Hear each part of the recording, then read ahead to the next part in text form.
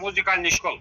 Иә. Соған қарамағанызда құрылысы басталды, бірақ қаншалықты құрылыс жүріп жатыр, оны мен байқап қарамадым. Ол мәдениет үйі керек, негізі бірінші бар елдің кіргенде мәдениеттік жаңағы содан таниды ғой, в общем, елді, түсіндіңіз ба? Негізі мен білесіз ғой, өзім дискет камера той саласында жүрдім. Сол кезде мәдениет үйі мен камераға жалдайтындығын, жаңа площадьтың жанындағы. Сол жерде барып енді өзімнің жаңағы ақымды береді, барып түсірем, дискіге басып берем. Енді қазір мәдениет үйі Қарашыққа кетіп қалды деп естіп жатырмын да мен ше. Қарашықта дейді. Түркістанның бірлік жақта ма бірдеңеде? Сол Түркістан қаласының мәдениет үйі қазір бірлік жаққа ма көшіп кеткен. Ал Абыласын бөлек, қалалық бөлек екен да. Ал сол мәдениет үйі қазір арендада жүр да, арендада жүр. Ал бұрын өзі акиматтың территориясы еді, акиматтың несінде болған да, зданиясында болған. Жаңа площадь, бұрынғы площадь бар ғой.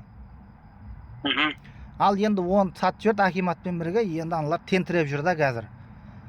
Мәдениет үйі тентіреп жүр қазір. Ол туралы біраз нелер шығарған, бір емес бірнеше мәрте. Оны қарайтын ол кезде анау әкім соның бәріне рұқсат берген әкім болды анау. Бүйра шаштарың қиылып тұр, қара қастарың демекші. Ол өздері істетті, өздері оны қадағаламайды ғой, енді білмеймін. Бірақ мәдениет үйін салып жатыр.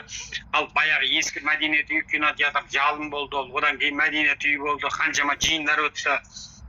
Енді ол бүгінгі күні тойхана болып жатыр. Мәдениет үйін сатып, тойханаға айналдырып жатыр. Енді сол кездегі алдыңғы облыс әкімдерінің бұл ақылдылығы или ақымақтығы. Оған мен бірнеше рет шығарғам. Қазір мәдениет үйін салып жатыр. Өйткені шерет ұрып өтіп кетті 3-4 адамнан.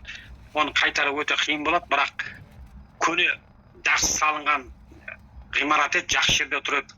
Енді соның алдындағы анау площадьта сотты сатып жібермесе де соған ықтият болу керек. Осындай іс-әрекеттер болып жатса, біз бой көрсетуіміз керек. Облыс әкіміне барамыз ба, президент аппаратына барамыз ба, бұлар мына қаланың каждый метрі қазір алтыннан қымбат. Сондықтан бос жерлер болу керек. Сосын мына салынып жатқан үйлердің маңайында онда айтуымыз керек. Айналасында қазір бір үйде 2-3 автокөліктен бар, автотұрақты ыңғайлау керек, немесе кешегі Алматы сияқты пробка болады. Осындай мәселелердің бәрін негізі айтып жеткізіп, жиындарда бой көрсетіп тұруымыз керек деп ойлаймын мен.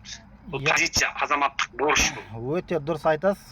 Кезде сол мәдениет үйіне мен барғанда қаншама ауыл аймақтардан жаңа мәдениет үйінде іс-шара болатындығын, Наурызды ұйымдастыратын мәдениет үйі, және де небір қандай осы қаланың ішіндегі болатын барлық нәрсені ұйымдастыратын осы мәдениет үйі еді да.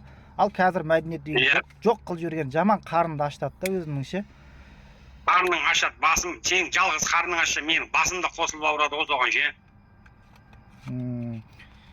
Енді білмеймін. Бұл ана мәдениет үйінде біз сұрап көрейік, ол құрылысы басталып тоқталып қалды ма көреміз онда. Дальше